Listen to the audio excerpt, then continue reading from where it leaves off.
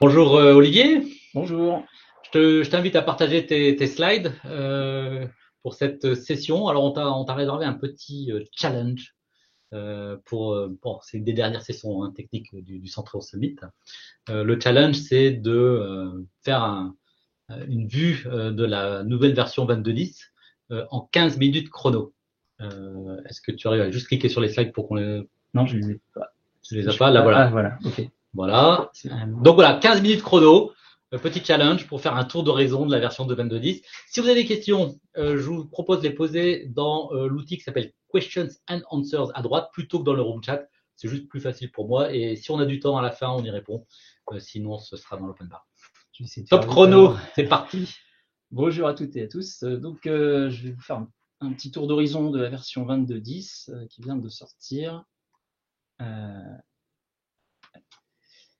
Voilà. alors, déjà, pour commencer, je ne vais pas parler de Centréon Map puisque ça a été déjà abordé par Niels, ni de Centréon Cloud puisque ça a été abordé par Raphaël. Donc là, tu as déjà enlevé la moitié de la 22.10 Voilà. pour te simplifier la Donc, comme vie. ça, hein, c'est fait. Ensuite, je vais donc vous présenter rapidement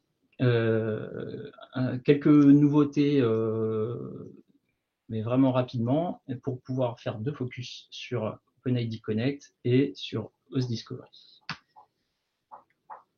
Alors, quelques améliorations techniques. Donc, on a optimisé l'ETL de Centréon MBI, donc en parallélisant les tâches d'import voilà, pour améliorer le temps de traitement des données, le temps de traitement quotidien des données. Centréon Broker supporte maintenant le protocole gRPC comme protocole de transport pour communiquer ces données de supervision.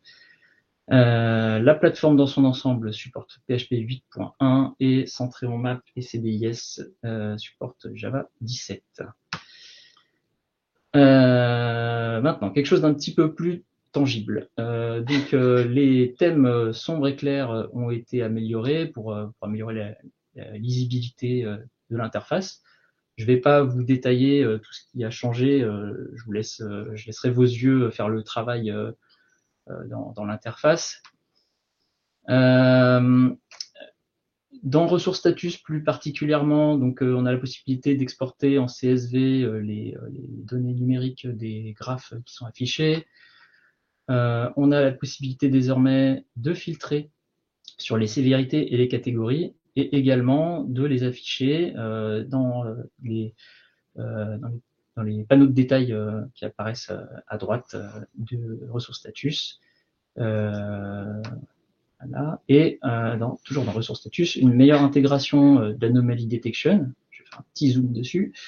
Donc en fait, dans Anomaly Detection, on détecte, comme on l'indique, donc les anomalies, c'est-à-dire quand la valeur d'une métrique sort d'une enveloppe identifiée comme étant les valeurs normales de cette métrique.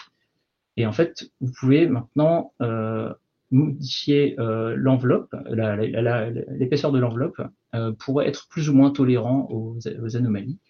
Et donc, pour voilà, être plus ou moins sensible à ces écarts. Si vous voulez en savoir plus sur ces nouveautés que j'ai survolées vraiment très très rapidement, voilà, vous pouvez consulter le blog post qui a été posté par Pierrick ici présent. Si vous voulez un peu plus de lecture, mais peut-être un peu moins agréable, vous pouvez lire les release notes qui vont être vraiment complètes. Euh, Ensuite, donc le premier focus porte sur OpenID Connect. Donc, il s'agit d'une délégation d'authentification pour accéder à Centréon, qui se base sur le protocole OpenID Connect, comme son nom l'indique. C'est compatible OAuth 2.0 et c'est disponible dans la version open source comme bien sûr dans la version commerciale. Donc on a ajouté cette possibilité parce que ça nous était demandé par les utilisateurs et aussi parce que nous on en avait besoin pour permettre la connexion à Centréon Cloud. Je n'ai pas pu suivre la session de Raphaël, mais je suppose que ça faisait partie de ce qui a été Oui, on appelle expliqué. ça le SIAM. Voilà, Voilà. Donc, c'est ça. Ça permet de configurer cette connexion. Alors, comment ça se passe? Donc, on va dans le menu d'administration authentification. Et on a un certain nombre de rubriques à fournir. Donc je vais vous présenter un peu ces rubriques. Donc la première, c'est l'activation, tout simplement activer l'authentification par OpenID Connect. Et on peut choisir d'être en mode strict, donc avec uniquement OpenID, ou bien en mixte, donc avec une authentification locale sur la plateforme. Évidemment, pendant la phase de mise en place, on vous recommande chaudement de garder le mode mixte au cas où vous auriez besoin de votre compte admin de dépannage pour vous connecter. Ensuite, pour la partie fournisseur d'identité, ça je ne vais pas rentrer dans les détails puisque ça dépend de chaque fournisseur et de vos informations, donc ça je vous laisserai le voir plus tard. Les conditions d'authentification permettent en fait de filtrer quels utilisateurs vont avoir le droit de se connecter. Donc on va chercher un attribut de l'utilisateur, on vérifie que sa valeur est celle attendue, et si c'est pas le cas, en fait l'utilisateur par sa connexion, son authentification sera rejetée.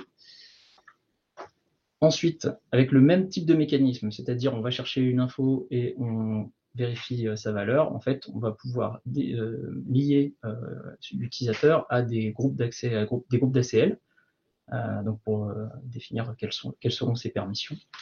On peut également lier l'utilisateur à un ou plusieurs groupes, ce qui permet aussi indirectement de lier à des groupes d'ACL, toujours avec le même mécanisme.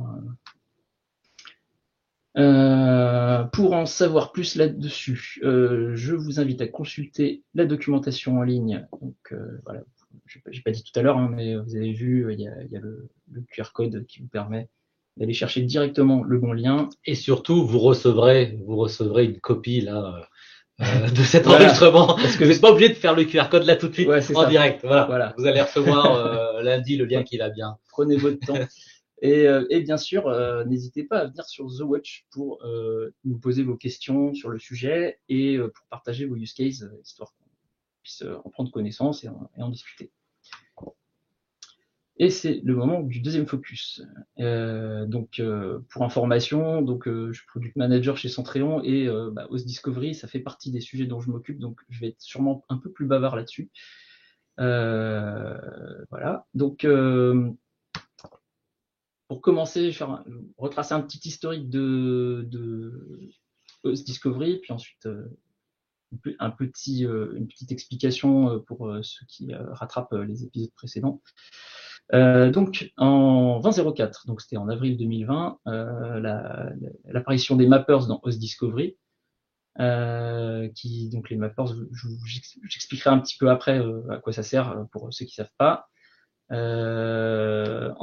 21.04, on a permis de planifier les jobs et donc d'avoir une exécution cyclique de ceci, et on a ajouté des mappers d'inclusion et d'exclusion pour définir qui peut être supervisé ou non. En 21.04, des mappers de groupes vers des groupes d'hôtes, vers des catégories d'hôtes et des célérités ont été ajoutés, ainsi que la possibilité de concaténer des informations qui viennent de la supervision avec des chaînes de caractères, avec des mots qu'on choisit de façon custom. Ensuite, en 21.10, donc il y a un an, on a sorti les attributs avancés, donc qui permettent de manipuler des attributs non plus seulement sous forme de chaîne de caractères, mais sous forme de liste de paires clés-valeurs ou de liste tout court. Ensuite, en 22.04, on a mis en place le déploiement immédiat de la configuration vers l'épauler dans le cadre de découverte automatique avec en policy automatique, ainsi que la modification des hôtes, toujours dans le mode découverte automatique, sachant qu'il y a un mode automatique où tout se fait sans qu'on s'en occupe. On prépare le job et il s'exécute soit une seule fois, soit régulièrement, mais tout en automatique, c'est-à-dire que tous les autres découvertes sont acceptées et ajoutées dans la configuration. Et donc la nouveauté de la 22.04, c'était que en fait on ne faisait plus que de la création d'hôtes, de la découverte de nouveaux hôtes, mais on pouvait aussi découvrir des nouvelles informations sur des hôtes déjà créés. Et en 22.10, donc la toute dernière version, en fait cette possibilité de modifier des hôtes déjà existants a été étendu à la découverte en mode manuel, c'est-à-dire le job, lui, il s'exécute, il découvre les hôtes, et en fait, il mémorise qu'il y a une liste d'hôtes qui sont potentiellement supervisables, et après, c'est l'utilisateur qui fait qui va parcourir la liste des hôtes découverts pour ajouter à la main, enfin sélectionner à la main ceux qu'il va vouloir superviser. Donc, dans ce contexte, quand vous avez découvert des hôtes et que vous les sélectionnez à la main, vous avez la possibilité de cliquer sur la petite icône ici en forme de feuille de papier là, pour afficher les attributs qui sont issus de la découverte. Donc, ce sont les informations disponibles qui vont pouvoir vous servir en fait à mettre en place la supervision adéquate pour un hôte donné. Donc là ici on a une liste d'attributs qui correspondent à la découverte de machine virtuelle VMware. Et donc pour mettre en place la supervision de façon adaptée à l'hôte qui a été découvert, on va utiliser des mappers ou des modificateurs en français, mais à l'oral je dis tout le temps mappers, donc ça va fuser comme ça je pense dans la présentation. Donc on peut mapper des propriétés, des macros, des modèles, des groupes, des catégories, des criticités comme je l'ai dit. On peut inclure ou exclure des hôtes et on peut choisir le serveur qui fera la supervision de l'hôte. Alors, un petit exemple de comment ça marche pour les personnes qui ne connaissent pas encore bien Centrion Host Discovery. Donc là, à gauche, j'ai les données que je vous ai montrées tout à l'heure, donc les attributs que j'ai découverts. À droite, j'ai la cible, ce que je veux. Donc je veux nommer mon hôte d'après le champ qui se trouve ici. Et donc en fait, pour ça, je crée un mapper qui va mapper donc la propriété, enfin l'attribut discovery result.name qui est ici vers le champ host.name dans l'hôte que je veux créer. Donc, même chose pour l'alias et pour l'IP. Et donc là, avec ces trois mappers, en fait, j'ai défini les trois caractéristiques des propriétés, des trois propriétés qui définissent un hôte. Ensuite, un exemple de mapper de type hostgroup qui utilise la concaténation. Donc, je vais chercher l'information folder. Et ici, je vais créer un groupe d'hôtes qui commencera par folder et qui se terminera par la valeur de ce champ, de cet attribut. Et en fait, dynamiquement, ça va créer des groupes d'hôtes auxquels les hôtes seront rattachés directement dès leur découverte ou leur modification. On peut donc, comme je vous le disais, choisir quel est le serveur de supervision qui va effectuer la supervision de l'hôte, donc en fonction du critère de votre choix, donc parmi les attributs disponibles. Donc là, ici, toute machine virtuelle rattachée au data center DC12 sera supervisée par le serveur de supervision qui s'appelle ici Poller. Alors maintenant, donc cette fonctionnalité de modification des hôtes déjà existants, qu'est-ce qu'elle permet de faire? Elle permet d'ajouter ou remplacer, ajouter des nouvelles macros ou remplacer les macros déjà définis par les templates sur un hôte. On peut ajouter des modèles d'hôtes, on ne peut pas en retirer. On peut ajouter des groupes d'hôtes et des catégories.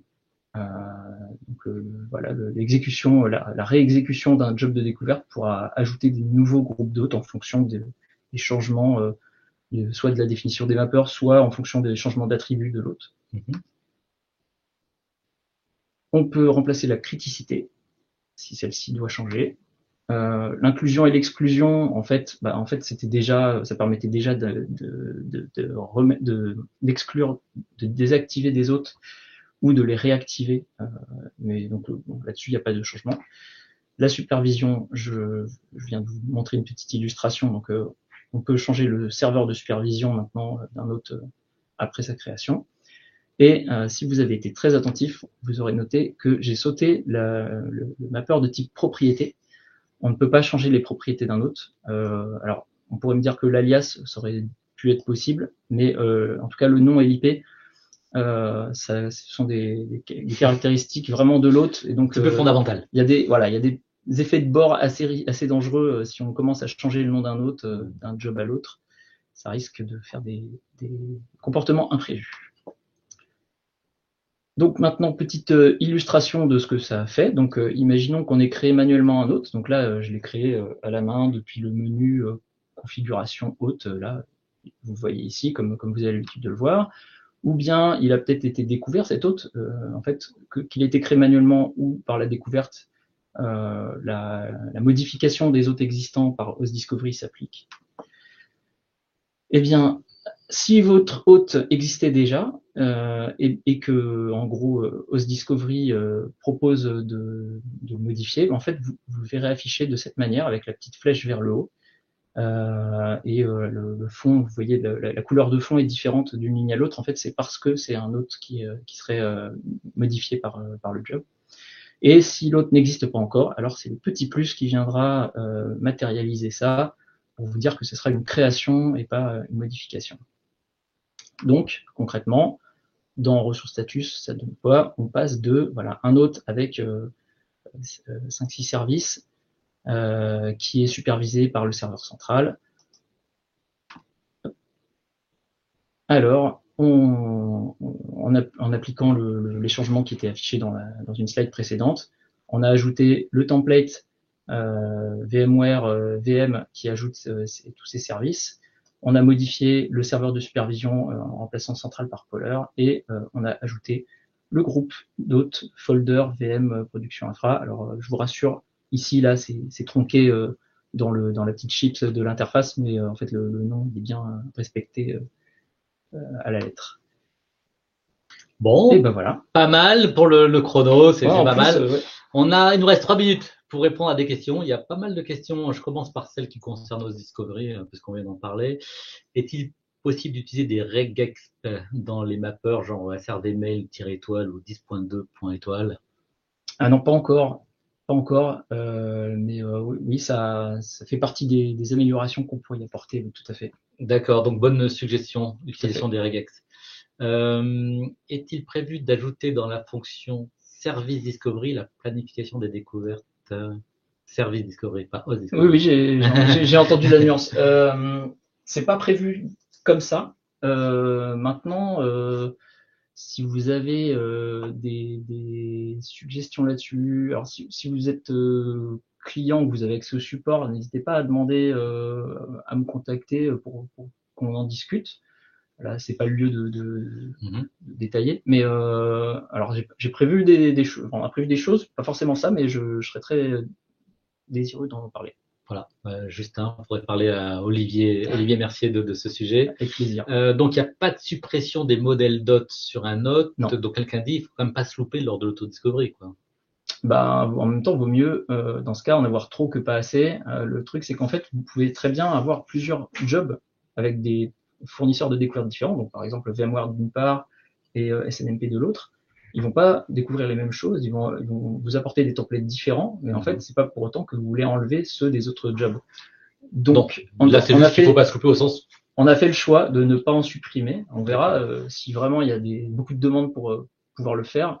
J'imagine que dans le cas où ce serait raté la première fois dans ces mappeurs de la première auto-découverte. Alors, c'était surtout avant qu'il fallait pas se louper, parce qu'avant, on ne faisait que de la création. Donc, une fois que l'hôte était créé, on n'y touchait plus. Donc là, maintenant, effectivement, en fait, vous pouvez les enlever à la main, mais en tant que c'est pas forcément idéal, mais par contre, il faudrait trouver des règles de gestion pour vraiment pas faire de bêtises en enlevant des autres. Ça me semble encore plus dangereux. D'accord. Il y a une question un peu différente, c'est à quand la suppression des hôtes précédemment découverts et intégrés dans Centréon lorsqu'il n'existe plus quand on exécute à nouveau le host discovery? On repasse, il n'est plus là. Alors, on désactive les hôtes à partir du moment où c'est un provider donné, un fournisseur de découverte donné qui a découvert cet hôte. Par exemple, vous avez découvert un hôte Ah oui, non, c'est à partir du moment où il est exclu par des mappeurs d'exclusion, par un mappeur d'exclusion. On est capable de dire celui-là, je le connais, je le supervise, je n'en ai plus besoin, donc je l'exclus, donc je le désactive. Pour l'instant, c'est le seul cas de figure où cette action est possible. Donc, pour l'instant, en fait, vous pouvez mettre une phase transitoire en mettant par exemple un tag désactiver ou à supprimer de la supervision le temps que le job s'exécute. Mais encore une fois, c'est quelque chose qui m'a déjà été demandé, c'est pas un besoin qui est nouveau, mais c'est extrêmement dangereux de supprimer les autres qu'on trouve pas, parce qu'en fait ils peuvent être momentanément indisponibles, mais ça veut pas dire qu'ils ont plus besoin d'être supervisés. Donc là-dessus, on fera peut-être ça un jour, mais avec beaucoup de précautions. D'accord. Il y a une question sur est-ce que tu t'es dit qu'on ne pouvait pas changer le hostname. Oui. Quelqu'un dit, mais alors donc c'est impossible de virer le nom de domaine du hostname. En fait, c'est à la création qu'on va choisir le hostname différemment. Et il y a une petite question là sur comment est-ce que j'enlève le nom de domaine du hostname. Bon, peut-être une question à poser sur The Watch, oui. pour qu'on puisse y répondre. On est en train de déborder, mais il y a quand même 2 petites questions sur OpenID Connect. Peut-être que je peux même y répondre moi-même. Je suis en train de chercher le bouton Q&A. Est-ce qu'il y a de la documentation pour faire du SSO avec OpenID? Bah oui, dans la documentation en ligne, il me semble. docs.centreon.com. Est-ce que c'est compatible avec Azure AD? Bah oui, c'est tout à fait compatible avec Azure Active Directory. Est-il possible d'attribuer des droits selon les attributs d'utilisateur définis, lecture, administration, porting? Bah oui, c'est ce qu'a apporté vraiment. Oui. Voilà, ce qu'on ne savait pas faire avant, mais qu'on sait faire aujourd'hui, c'est qu'à travers OpenID Connect, les droits que je récupère, je peux les appliquer. C'est-à-dire non seulement j'authentifie, mais j'autorise. C'est ça. Donc la réponse était oui. C'était la toute première question de Yann. Voilà. Donc là, on a fait le tour de ces questions. Je clique sur playlist et je vous dis que dans 3 minutes, on fait le tirage au sort des gagnants de notre concours UCE. Donc voilà, vous avez 3 minutes pour changer de session et aller voir le tirage au sort. Et puis, on se retrouve sinon sur The Watch où vous pouvez poser toutes vos questions et on essaiera d'y répondre ou la communauté essaie d'y répondre. Merci beaucoup. Merci beaucoup.